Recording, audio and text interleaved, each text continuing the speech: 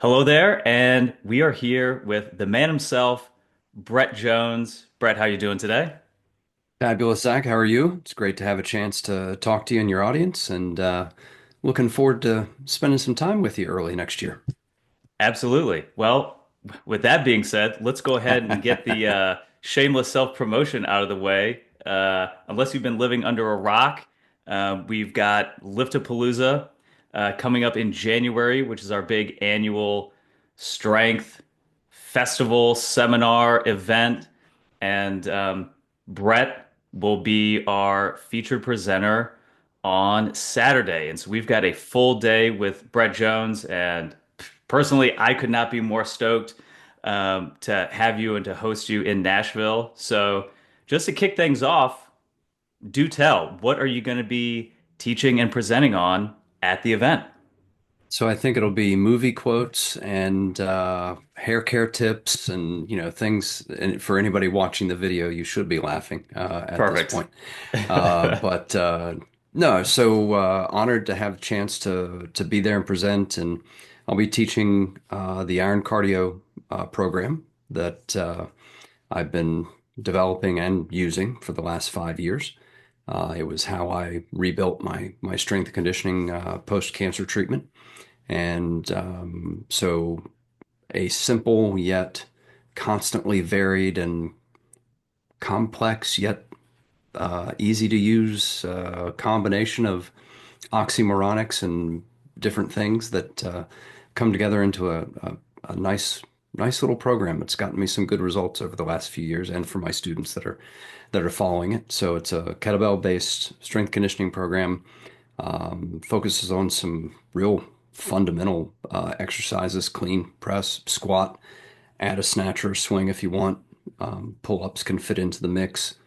There's a lot of different variations. So yeah, I think in the advertising, I looked up a old John Wooden quote. The brilliant at the basics, and I think that that goes well with a quote from the SFG1 manual that the elite are just better at the basics than everybody else.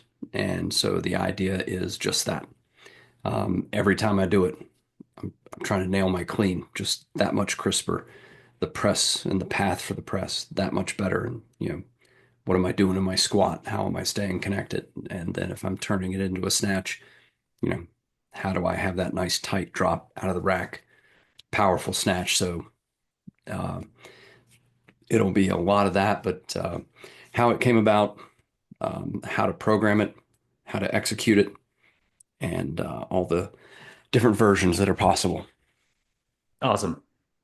Yeah, it really reminds me of how I approached my kettlebell training in the early days, which was this really deliberate combination of practice, technique oriented practice, but then like also with the aim of like you're also really obviously getting stronger, trying to get stronger.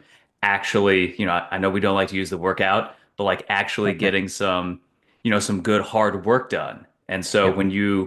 when you go into a session with both of those intentions, you get something that kind of looks like pick 2 to 4 exercises, low to moderate repetition, resting as needed, but really putting a lot of intention into every repetition, A, to get better, to hone and to build your skills, but then also obviously to build your body and your strength as well. And so when you really approach your training with those intentions, you oftentimes get something that looks an awful lot like this iron cardio approach. So it's been really cool to obviously get your book, get your video course, read up more on it.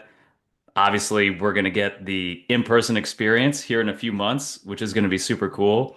But as I'm shifting my own training around, here for the fall and winter season. Been doing a lot more of these iron cardio oriented sessions, and I feel great. Feel great. I'm moving well. Um, always looking to get a little bit stronger, and even with someone who's been slinging kettlebells for, well over a decade now, speaking to, I think, what you were alluding to, you know, we're always we're always chasing that perfect rep. Sometimes it feels like we're inching a little bit closer. Sometimes it feels like how did I end up so far behind? How did I get so rusty? But that's the cool thing about training, and especially the way that we approach it and that you teach it and preach it, is that there's always a little something to work on, and that's exciting. 100%. I learn something every time I touch a bell. Every workout, I'm walking away with something that I'm doing a little bit better or that I need to improve. Recently I was doing some 044 snatches from the Quick and the Dead sort of protocol, and you pick your cadence up when you do that. You're locking out, but just locking out right back down into the next rep. So you pick your cadence up, which has that lighter sort of kettlebell having a big impact. And then I went back and kind of, put it on pause and kind of scrubbed through kind of, frame by frame. And I threw up in my mouth a little bit. I was like, oh my God. Like I didn't realize that I was doing that. I was, severely overpowering the bell. And in an effort to be powerful and fast, it got ugly, in my opinion. One of my mentors, Dr. Ed Thomas, has said, the longer he does something like Indian club swinging and some things, the more disappointed he gets with himself because he sees the little things that could be improved and could be done just that much better. And I think that really, approaching training as a skill practice, no different than a martial artist approaching a front kick or a straight punch or your most fundamental techniques that set the foundation for a martial art. A musician that's running the same scales that they've been running for 20, 30, 40, 50 years, but trying to run them that much crisper, be on note that much better. That sort of mindset will it changes your training. And that you mentioned workout, and that is one thing that you know yeah. Uh, Another Dr. Ed Thomas is I never went to the gym to work out. I went to the gym to learn. Now, in the process, did I get sweaty? Did I get fit? Did I get tired? Blah, blah, blah. Yeah, all those things happened. But in the effort to learn the next progression, to do the previous progression that much better, that was the focus. And so that mindset changes your training. Definitely. Definitely. So it's not just the Iron Cardio Kettlebell show. We're also Hmm. going to be learning a little bit about your approach to, let's say, mobility, stability, general movements, and kind of active recovery type training. A lot taken from your Mind the Gap video course. So tell us just a little bit more about that. Yeah, I think an unspoken desire, and you mentioned it when you talked about what's happening with the iron cardio practices as you get into the fall and everything, that you feel good. And I think an unspoken desire from most everybody that's training is they want to feel good. They're not going to come in asking for that. They're going to come in asking to lose weight or to get ready for this 5K or to, whatever the goal may be.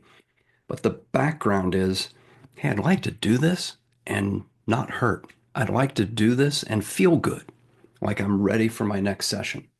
So Mind the Gap is all about what happens when you follow a minimalist program. Um, it checks all the boxes till it doesn't.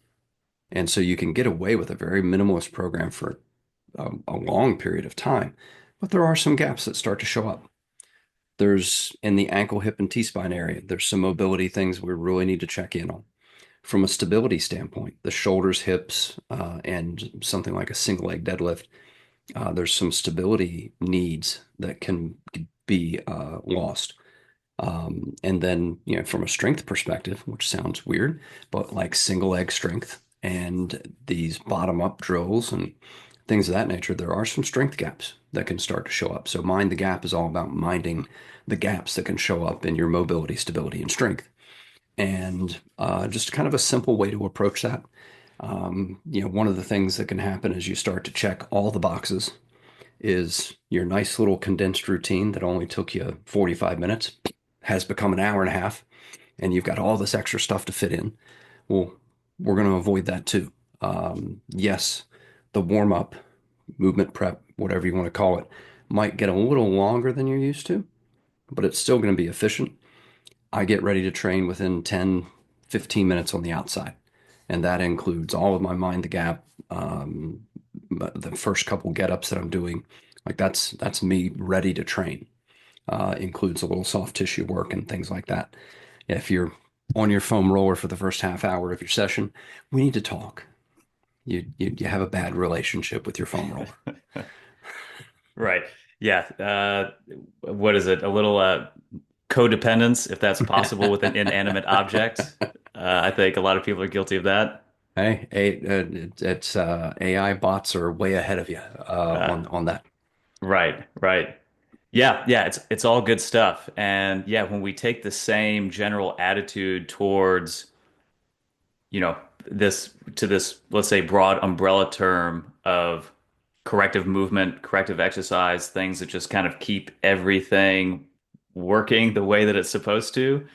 When we take the same attitude of efficiency and effectiveness as we do towards our strength exercises, we can really move the needle without having to do 5 minutes of big toe drills, 5 minutes of pinky toe drills, 5 minutes of yada yada yada. And speaking to your point, the next thing you know, it's taking you an hour and a half just to get ready to start training. And Yeah, you know, there's the there's a quote, uh, you know, your workout is my warm up. I'm sure I'm sure we've heard that, you yeah. know, but when we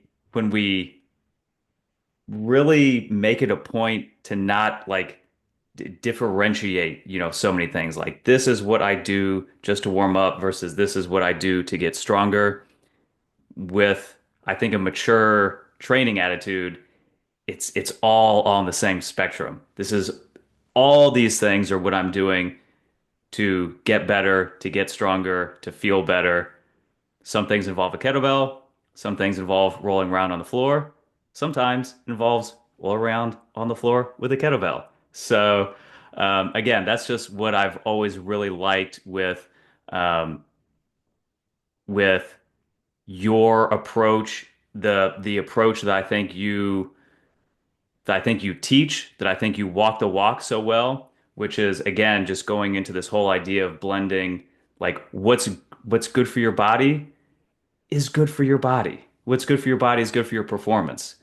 Um, and just how vital it is that we don't overly segment all these things so much, and that we again just approach the gym training with the attitude of getting better and learning, as Dr. Ed Thomas would say. So all that to say, everything with the kettlebell, everything with these mind the gap drills, I think are going to be a really, really great curriculum for anybody to get exposed to and to get some hands-on learning with. Whether you're a super duper kettlebell nerd and this is all old hat to you, or whether, we've got a lot of folks, I think, coming in who maybe very little kettlebell experience and maybe even very little, like, to be fair, like warming up experience. Hmm. So I think we're gonna have an interesting mix of folks at Lift-A-Palooza, who are all gonna really, really benefit from what you're gonna be teaching. So all that to say, I'm including myself in all that. So I'm very excited. I'm looking forward to it, and I think that the blend, checking those boxes on some mobility gaps, stability gaps, strength gaps, putting together a minimalist program that really can move the needle from a strength conditioning perspective. Yeah, it's a great combo, and it's not overwhelming. It's something that can be. Um, I teach it to people online who have zero kettlebell experience, and I'm able to get them, effectively training in a very short period of time. and just clearing those, clear the baseline, make sure you can access the positions and postures that we need to get into, add some strength to it, increase your density and volume. Bob's your uncle. Lots of good stuff comes along. Totally. Right on, Brett. So let's see. Without getting overly nerdy, and I know you could probably wax on for a while about, this general topic here, but if we kind of know that the iron cardio style of training generally falls under the umbrella of what might be considered anti-glycolytic oriented training, and certainly Mhm. like in the StrongFirst world, this anti-glycolytic approach to training has been a real focus on a lot of Pavel's recent work, research, and all that good stuff. So, if you could kind of give us like a nutshell on like what anti-glycolytic training is or is not, and why it's beneficial. Hell, I'm in a nutshell. Yeah. Little Mike Myers call back there. Um, so um, w training in general, when we talk about energy systems, there's three dominant energy systems: alactic, glycolytic, aerobic. Alactic is very quick but very short lasting, powerful energy. Glycolytic is kind of this bridge in between, and the aerobic system is deploying and is fully deployed, and we're able to turn energy over aerobically within 1 to 3 minutes, depending upon the person that we're talking about. Aerobic metabolism is defined by this idea that we need oxygen. And so, as we're able to put oxygen into the mix and clear waste products quickly, we turn over energy very efficiently within the cell. Alactic doesn't require oxygen because there's no time to get it there. It's the first zero point 0.5 seconds to 10 seconds of an activity where you don't even really have to breathe within that short time frame. You've got the available oxygen that was in the system when you started, but there's this energy that's quickly available at the site, at the muscle, that we can turn into muscular contraction and movement and things of that nature. Glycolytic system in between. So alactic, very efficient, doesn't last long. Aerobic, efficient, and can go forever. Quotation marks around forever. You'll eventually pass out, but it's you'll go for a couple of days before that happens. Anyway, and not that anybody needs to do that. But in the middle is this glycolytic system. So within about the first 15 to 20 seconds, we're really starting to ramp up this energy system. And after about 30 to 45 seconds, it's peaked and headed down the downslope. And that energy system is not very efficient. So we produce more waste product than we do energy. And the waste product is what we had come to know as lactic acid. Now, lactic acid is not the problem because the lactate that's in lactic acid is actually a preferred energy source for many areas of the cells. It's the hydrogen ions and the acid that comes along with it that tends to gum up the works and needs to be cleared, pardon me, so that more energy can be produced. So in traditional training, um, in training in general, you have a choice: tolerance versus capacity. So what a lot of lactate threshold training has focused on is tolerance. Can you take the burn? And anybody that's done a long set of curls or um, squats or whatever the case may be, you go further down the road into those repetitions and you start to feel that muscular burn. That's what we're talking about. Um, so building tolerance means you develop this ability to keep going despite the burn. Well, there's another way to do that, and that's to increase your body's capacity to clear the waste products and more effectively turn over energy. Turns out it's healthier. It's just better for the body in general. I think anybody that's done a high intensity interval program and saw fantastic results for the first like 6 weeks, and then fell off the other side and either had um, they got a cold or sick or a little tweak or soreness or that wouldn't go away. And, then you got to rest and then you start back into your high intensity program again. You get about 6, 7 weeks in, you step off the next peak, and now you got to take another break. There's a better way to do it so that your training is sustainable, it's healthier, and it's not that we're not getting glycolytic. That's impossible. It's that we're not spending that much time being glycolytic so our body can become more efficient in turning over the waste products and keeping us more clean burning within the system, which is just, like I said, just healthier. Yeah. Yeah, it's great stuff. And I think it's very intuitive when you actually kind of take a step back and you really, kind of look at how the body works, look at how metabolism works, look at what our goal is for training. And so often, which has probably always been the case, but especially in like our social media internet era of kind of showing off for each other, it's like we've kind of perverted the goal of exercise to just be like, okay, well, who can suffer the most? You mentioned like just, with that mindset of just or training to tolerate, the acid bath as opposed to like train to minimize it. Yep. And when people, when you go to the gym and you don't have like, if you're not an athlete in the sense of like you don't have like skin in the game of like actually like getting, physically better as it like relates to like your paycheck, well then yeah, maybe your currency for working out might just be, you know, the the likes and the views on Instagram, which is going to come from look how much more I can do, look how much further I can push, look how much more intense I can be. And let's be fair, there are entire organizations that are built around that kind of approach.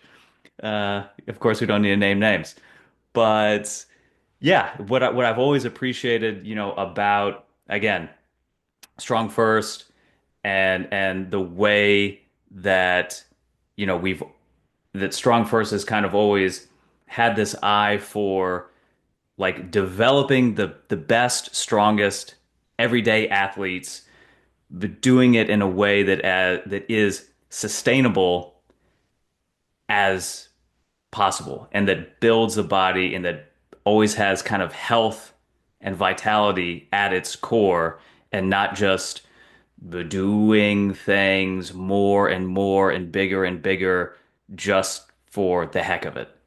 It's like enough is enough are three, I think, powerful words, when put together for a complete sentence.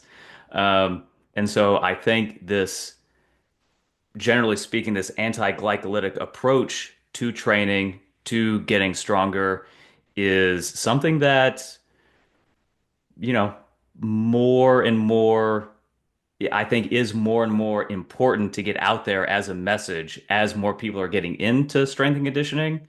More people are lifting weights, more people are taking their strength training more seriously. Um, and I think we've come a long way from like the bodybuilding.com days, but we probably still have a lot more work to do to fully educate folks out there, both who are avid lifters and those who are trainers and coaches, um, to put forth this science, this perspective, this kind of new and really, when you think about it, obvious, common sense, intuitive way of approaching your training, which is you get you get better every 6 weeks. You don't catch a cold and put your immune system at risk every 6 weeks. So again, iron cardio fits right in there. So does a lot of these other training programs and protocols. And so again, that's just another reason why I'm so happy we get the chance to maybe expose this style of training to a new group of people at Lift-A-Palooza, and then obviously also through all of your work as well. So it's all good stuff. Definitely. And I think, to throw a financial spin on it, if we looked at training, like investing, we would train differently. Hmm. The way we train, the way traditional training goes, where you're constantly draining the bank account, you're trying to figure out, and this is what I love, where people ask, well, how do I recover from my training? Well, and I was asked on a podcast, what's your favorite recovery strategy? And I said, proper programming. Because if I've programmed myself appropriately, I should recover from my training. So if I'm investing and I'm constantly draining the bank account and I have nothing left, I haven't gained anything at the end of a month. In fact, I've run a debt. Good luck retiring. You're probably going to be working till they put you in the box, right? Um, the better way to do it is if I can put $1 in and get five back, that's the strategy I want to follow. And that's really the anti-glycolytic training in a nutshell. Help, I'm in a nutshell. Um, and that's kind of the way that I want to look at my training right now. I want to work. I enjoy working, right? It's not that the training that we're doing is easy. Far from it. But it is structured in a way, it's done in a way to where if I'm putting $1 in, I'm getting two, three, four, $5 back. It gives me more than it takes out of me. And, people realistically, less than 20% of the US population exercises. That's a problem, right? Um, we don't know how to manage our bodies. We don't know how to manage our fitness moving forward. And we need more people exercising, right? It's how you maintain the machine. So, but why don't people exercise? They don't enjoy it. Well, if I'm running a debt and trying to figure out how to survive my training, I wouldn't enjoy it either. Right. Like there's only so long I would keep doing that. But when you spin that perspective and you say, okay, I'm going to put $1 in and get $2 back, I'll keep doing that because that's going to, have me happy as time goes forward. Yeah, well, that's a great analogy and example. Again, probably considering obviously I don't know what the stats are, but my guess is that a staggering amount of the US population is living in massive credit card debt, right? So again, the analogy kind of continues in terms of like, okay, you're paying with your credit card every day, you're running up that debt, and you know, unless unless you unless you fundamentally change that relationship of inputs and outputs, you know, the system is going to be fundamentally unhealthy one way or the other. 100%. Yeah. Well, dig it, Brett. Well, let's see. Just moving on to a couple of our listener submitted questions. Love it. You've already mentioned Dr. Ed Thomas, but I'm Mhm. also curious who have been some of your mentors over the years, and what have you learned from them? Oh boy. Well, first off, and I have to say that I've just been extremely fortunate. When I took my first job out of grad school, I ended up in Chatham, Virginia, which I did not know was Gray Cook's hometown. And Gray Cook, inventor of functional movement systems and the functional movement screen and SFMA and all of that. He walks into my training room one day and says, "Hey, my name's Gray Cook. You need any help?" And I'm like, "Dude, if you can tape an ankle, you are my new best friend." Um, and he could actually. So I take this first job not knowing anything about it, and in walks Gray Cook, who becomes a friend and mentor and somebody that I've been really honored to work with for coming up on 20 years now. You know, 95 to 97, I worked with him, and it is my birthday today. I am not a garage kept single owner that was only driven to church. I do have some mileage on me, but 95 to 97, I'm working with Gray in his clinics in my training room and becoming friends and got back in touch in 2005 and started teaching with FMS and doing the Secrets of series and everything else. I mean, I I can't say enough for what Gray has done for me, and I'd be finishing a 12 or 14-hour day, and we'd be walking out of the training room. He was like, "Hey Jones, what's the real function of the MCL?" And I'm like, "I don't care. I just want to go home." He's like, "No, no, no. What is it?" So he was challenging me and making me think beyond my schooling uh, way back then. And then I made a decision in 2002 to go get certified at the second ever kettlebell cert in the States with Pavel. And the next year went to visit Pavel and the gang at the Arnold Fitness Classic, which resulted in me getting invited to be a senior instructor, and has been a massive part of my career to progress into being StrongFirst Director of Education, teaching with Pavel for 22 plus years. And again, somebody that revolutionized what I was thinking and doing and how I approach training. And when I put those two things together, um, well, that's Mind the Gap and Iron Cardio. Like it all comes together. And then I've been super fortunate with people like Dr. Ed Thomas and working with folks like Fabio Zonin, um, Jeff Newbert. I'm going to leave names out because there's simply too many. Uh, we all stand on the shoulders of giants, and I've been really fortunate to work with mentors and people within those two communities that Greg Rose, Michelle Desser.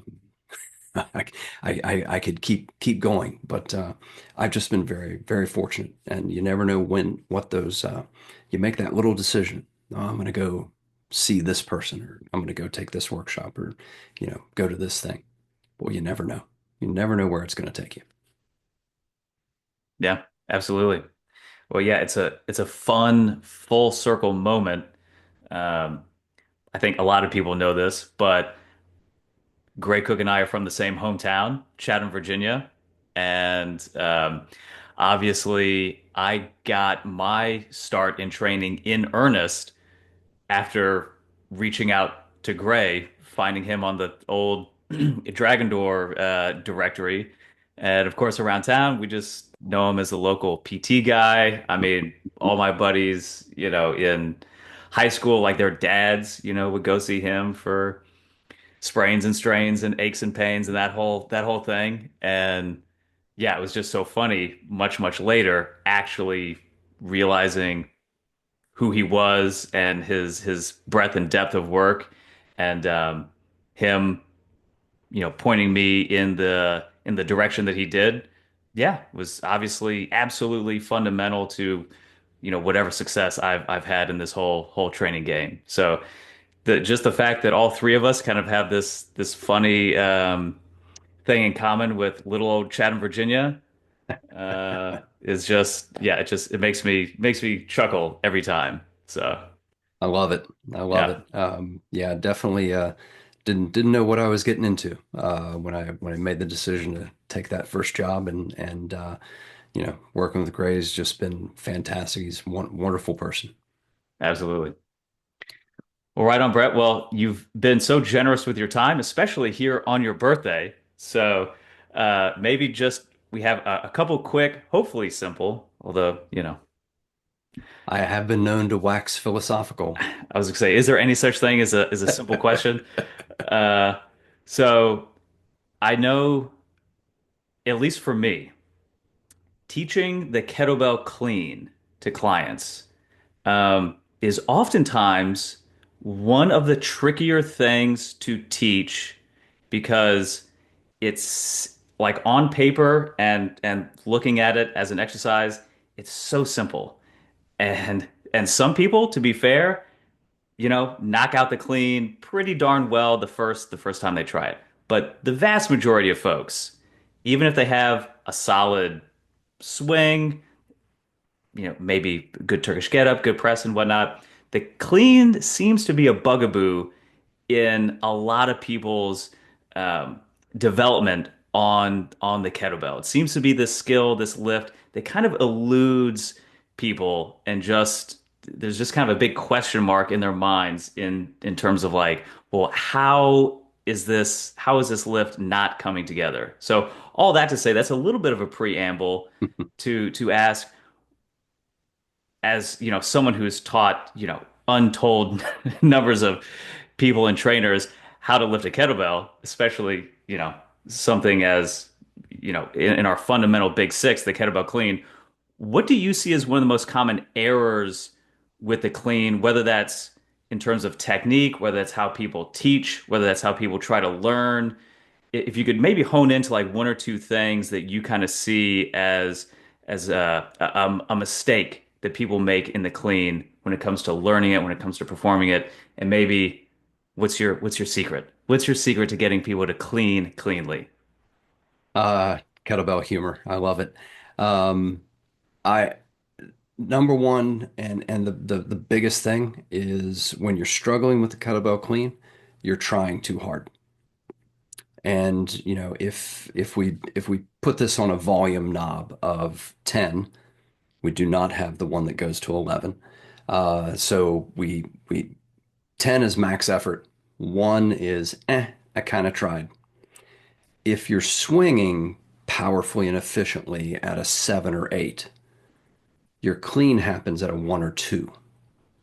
So the biggest thing that happens is people come in and they're still at a 7 and they're trying to do this much shorter, much tighter movement that does not require things to be at a 7 or 8. Got to dial it down. Risk not finishing the clean. That's how low on the volume effort scale you want to be. That alone tends to really help people with the clean. Number two is cheat clean. And if the word cheat bothers you, we can call it the successfully compensated clean. But it's the cheat clean is the cheat code to getting somebody and or yourself into the kettlebell clean with no banging, no bruising, and from a cheat clean, you can press, you can squat, you can do everything that we want to do from that rack position. But it takes that down to something that's very achievable, and that people really pick up on very, very quickly. And then I would say number three is don't be afraid to stay at the cheat clean for a while. People, what are you in a hurry for? I plan on still doing this when I'm 80. That's not as long ago as it was yesterday, but or not as far away as it was yesterday. But I got a few more years of doing this, hopefully. And so, what's your hurry? Don't be afraid to stay at the cheat clean. Turn that volume down. Don't try so hard. Um, have you ever tried to throw a ball and you throw it in the dirt 6 feet in front of you, Yep. and then you relax and just throw the ball and you hit Right. your target? That's the clean. Really, in a Mm, nutshell, is people try to clean instead of just cleaning. Turn that volume knob down. love it. I definitely picked up on your Spinal Tap reference there, and I don't know if you saw Spinal Tap 2 is, if it's not out now, it's coming out soon. I think it's this weekend. Oh, that's so funny. Yeah, Yeah. love Classic. it. 100%. All right. Well, Brett, final question here. Um, and maybe the answer is movie critic with the way with the way things are going. But if you weren't in the fitness industry, what do you think you would be doing for your career? Honestly, I don't know what else I would be doing. My background as a wrestler through junior high and high school, I wasn't the greatest wrestler, but I could help tape a thumb and coach a single leg um, from the from early on. And so, I think I would have found some sort of coaching and or helping profession to be a part of, and getting a bachelor's in sports medicine and being an athletic trainer. Um, but I wanted to be on the front edge, the prevention and preparation end of things more than the reaction end of things. And so I transitioned into fitness. I, I mean, honestly, I don't know what else I'd be doing. I love strength. I love training. I love coaching and teaching, and I get to do all of that in what I'm doing. Um, Other than that, I don't know.